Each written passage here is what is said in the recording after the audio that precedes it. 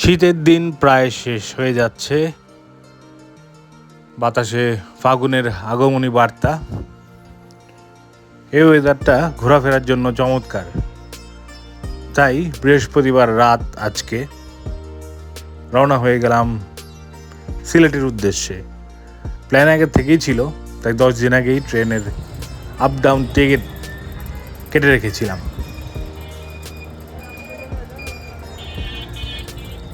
রাতের অন্ধকার ভেদ করে পৌঁছে গেলাম ঢাকা রেলওয়ে স্টেশনে, মানে কমলাপুর রেলওয়ে স্টেশনে।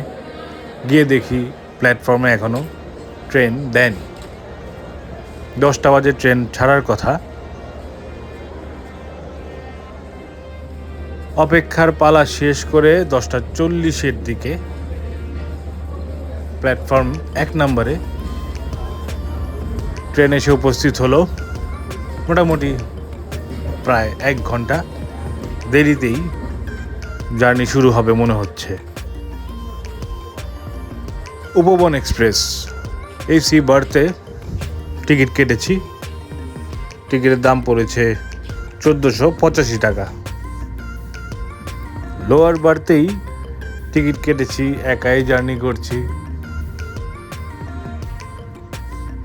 জানালার ওপাশে অন্ধকার ঢাকা শহর ভেদ করে চলেছি পুণ্যভূমি সিলেটের উদ্দেশ্যে। ভেবেছিলাম এক ঘুমেই রাত পার হবে, কিন্তু ট্রেনের অবস্থা এবং রেল লাইনের অবস্থা দুটোই খারাপ। যাই হোক, ভোর 6:30 দিকে পৌঁছে গেলাম সিলেট। পায়ে হেঁটেই রওনা হলাম মহাশক্তিপীঠ মহালক্ষ্মী গ্রীবা মন্দিরের উদ্দেশ্যে। সনাতন ধর্মাবলম্বীদের কাছে 51 সতীপীঠের মাহাত্ম্য অনেক। আমরা কম বেশি সবাই এই সতীপীঠ গড়ে ওঠার কাহিনী জানি। মা সতীর দেহের 51টি ছিন্ন অংশের একটি অংশ এসে সিলেট জেলার এই জৈনপুর এলাকায় পতিত হয়।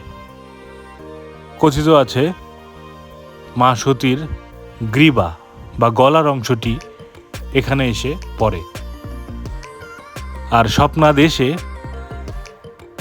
সেই ছিন্ন অংশটি খুঁজে পায় তৎকালীন প্রভাবশালী এক ব্যক্তি। সেখান থেকেই এই মন্দিরের প্রতিষ্ঠা করা হয়। আরও অনেক পৌরাণিক কাহিনী এবং হিন্দু ধর্মের অনেক ধর্মীয় বইতে এই সতীপীঠের কথা উল্লেখ রয়েছে। বাংলাদেশে আরও কয়েকটি সতীপীঠ রয়েছে, যেমন সীতাকুণ্ড, বরিশালে একটি সতীপীঠ রয়েছে, যশোরে রয়েছে। আমি ঠিক করেছি একে একে সবগুলো সতীপীঠ, বিশেষ করে বাংলাদেশে যেগুলো অবস্থিত, সেগুলো দর্শন করব।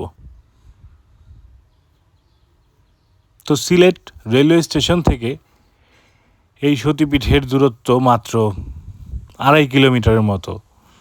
যেহেতু শীতের সকাল, তাই হেঁটেই রওনা হলাম মন্দিরের উদ্দেশ্যে।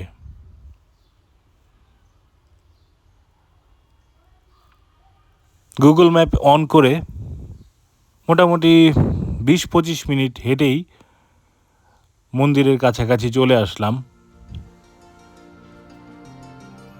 আর মাত্র 1 মিনিট দূরত্বেই মায়ের মন্দির অবস্থিত, গুগল ম্যাপ দেখাচ্ছে। আধুনিক টেকনোলজির এই হচ্ছে সুবিধা। একটা অচেনা জায়গায় গিয়েও আমি কিন্তু ঠিক মন্দিরে পৌঁছে গেলাম। সকাল এখন 7টা।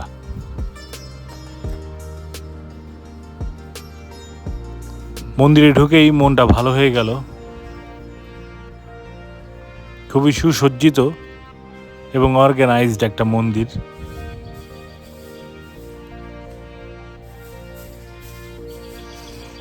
মন্দিরটি পুনর্নির্মিত হয়েছে। ছোট পরিসরে হলেও খুবই গোছানো এবং পরিষ্কার পরিচ্ছন্ন। পবিত্রতা রক্ষা করা হয়েছে খুব চমৎকারভাবে। প্রথম দর্শন পেলাম মায়ের গ্রীবার।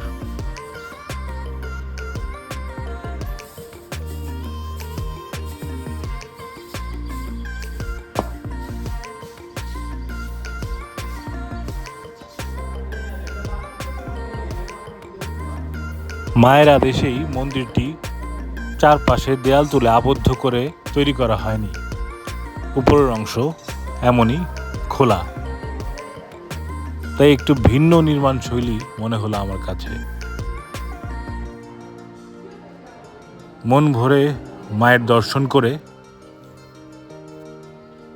মন্দিরের আশেপাশটাও দেখতে বের হলাম। এই সেই পুকুর যেখানে মা সতী তার হাত দুটো বের করে, শাখা বের করে দেখিয়েছিলেন যে তিনি শাখারির কাছ থেকে শাখা কিনেছেন। সে এক অন্য ঘটনা, পুরো ঘটনা আরেকদিন বলবো। তবে এই মন্দিরে মায়ের মহিমা চারপাশে অনুভব করতে পেরেছি আমি।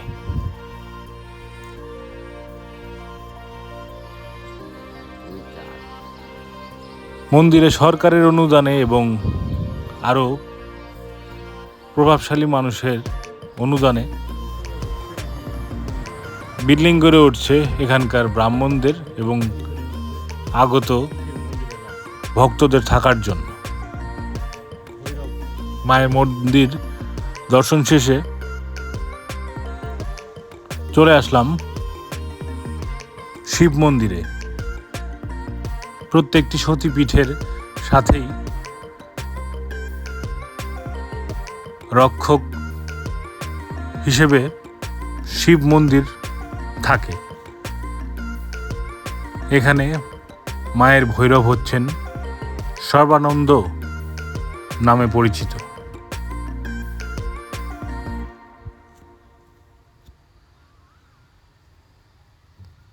এই মন্দিরটি মায়ের মন্দির থেকে মাত্র 10 মিনিটের দূরত্বে অবস্থিত। যেখানে রেল ক্রসিংয়ের ডান দিক দিয়ে মন্দিরে চলে গিয়েছিলাম মায়ের মন্দিরে, সেই রাস্তার অপোজিটেই 5 মিনিট হাঁটলেই এই মন্দিরটি অবস্থিত। এখানে শিব মন্দিরের ইতিহাসের কথা লেখা আছে। শিব মন্দিরের পাশেই দুর্গা মন্দির। এই ভোরবেলা আমি একমাত্র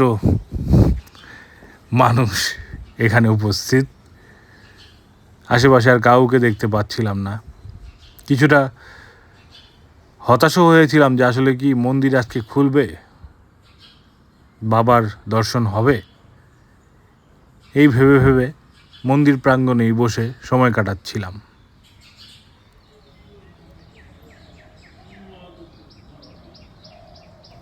অদ্ভুত এক শান্তি কাজ করছিল মনের ভিতরে।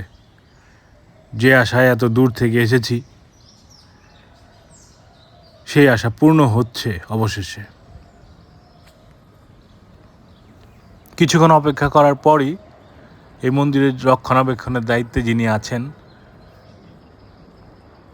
আমাকে দেখে বললেন, দাদা ঢাকা থেকে এসেছেন, এই বলে মন্দির খোলার ব্যবস্থা করে দিলেন। এবং আমি পরম সৌভাগ্যবান, এই শিবলিঙ্গের দর্শন হলো আমার অবশেষে। মনোযোগ দিয়ে দেখলাম মায়ের গ্রীবাটি যেই শিলা পাথরে তৈরি, ঠিক একই রকম পাথরে এই স্বয়ম্ভূ শিবলিঙ্গটিও আবির্ভূত হয়েছে।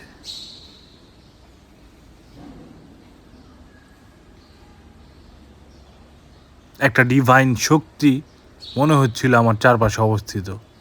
এটা আসলে বলে বোঝানো যাবে না, এখানে এসে এই শক্তি অনুভব করতে হবে। প্রাণ ভরে মন্দিরের দর্শন শেষে যাচ্ছি মাজার জিয়ারতে।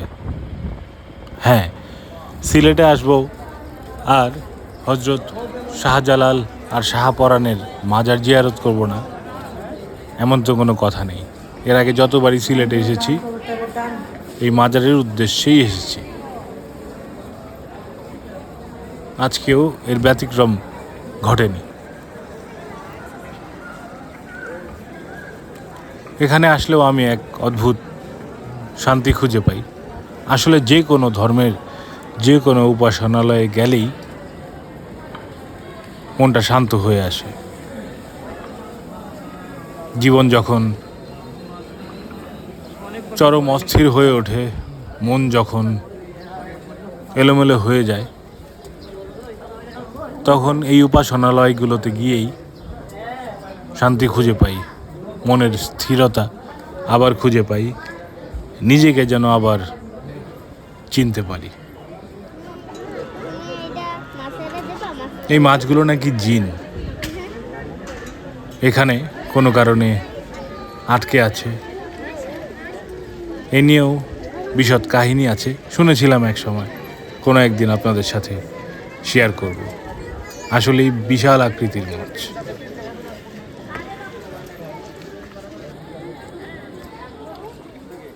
আমি বিশ্বাস করি পৃথিবীতে যত ধরনের ধর্ম আছে, যত নামের ধর্ম আছে, প্রত্যেকটা ধর্মের মূল কথা এক, শান্তি, সত্য। কোনো ধর্মই বলে না মিথ্যাকে প্রমোট করো বা অশান্তি তৈরি করো। মানুষ এটাকে বিভিন্ন ধরনের ভেদাভেদ, হিংসা বা অন্য কোনো নাম দিয়ে ঝামেলা সৃষ্টির চেষ্টা করে। কিন্তু আমি এই ডিস্টারবেন্স থেকে অনেক অনেক দূরে থাকতে চাই। আমি মনে করি পুরো পৃথিবীটা এক, সবাই এক, শুধু যার যার উপাসনা করার ওয়েটা ডিফারেন্ট। যাই হোক, এটা আমার একান্তই ব্যক্তিগত চিন্তাভাবনা। শাহজালাল চত্বর থেকে শেয়ার সিএনজি করে চলে আসলাম হজরত শাহপরাণের মাজার জিয়ারত করতে।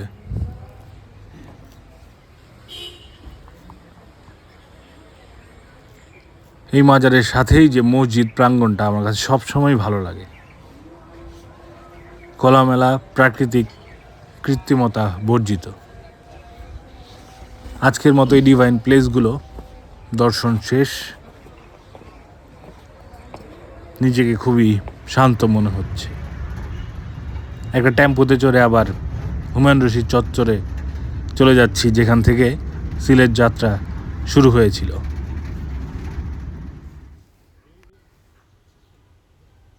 ঘুরতে ঘুরতে দুপুর পেরিয়ে প্রায় বিকেল। লাঞ্চ টাঞ্চ সেরে ঘণ্টাখানিক আগেই রেল স্টেশনে এসে উপস্থিত হলাম। বিকেল 4টায় আবার পারাবত ট্রেনে করে ঢাকার উদ্দেশ্যে রওনা দিব। সিলেট শহরটা খুবই ছিমছাম, মানুষদের ব্যবহারও খুবই ভালো। আমি যতবার সিলেটে এসেছি একটা প্রফুল্ল মন নিয়ে আবার ঢাকায় ফিরেছি। পারাবত ট্রেনটি আগে থেকে প্ল্যাটফর্মে দাঁড়ানো। যাওয়ার সময় এসি স্নিগ্ধাতে টিকিট কেটেছি, লাকিলি উইন্ডো সিট পেয়ে গেছি।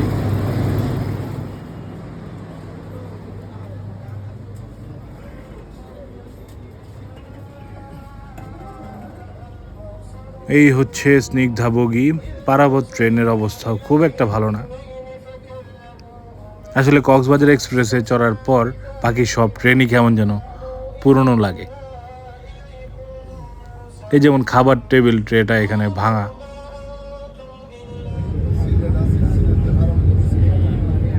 Bye bye Sylhet. মাঝে মাঝে কিছু সংক্ষিপ্ত সফরও মনে অনেক দীর্ঘমেয়াদী ইম্প্যাক্ট ফেলে। যে উদ্দেশ্য নিয়ে এসেছিলাম সিলেটে, সেটা পূর্ণ হলো। ঈশ্বরকে ধন্যবাদ। জানালার পাশে বসে অস্তমিত সূর্য দেখতে দেখতে বাড়ির উদ্দেশ্যে ছুটে চলেছি। এই অস্তমিত সূর্য মানেই শেষ না, আরেকটা নতুন শুরুর আঘাত।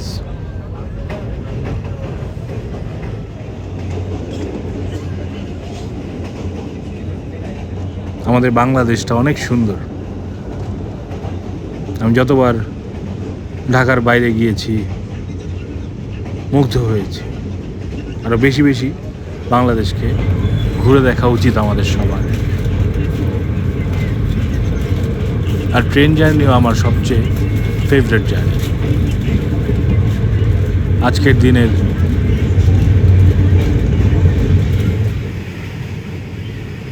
শেষ সূর্য রশ্মিটা দেখে ফেললাম। লাল টকবগে সূর্য রশ্মি ধীরে ধীরে অন্ধকারে বিলীন হয়ে যাচ্ছে। আবার আগামীতে নতুন আলোর ঝলকানি দেওয়ার উদ্দেশ্যে অবশেষে ঢাকায় এসে পৌঁছালাম রাত 11টায়। আজকের মতো ব্লগ এখানেই শেষ।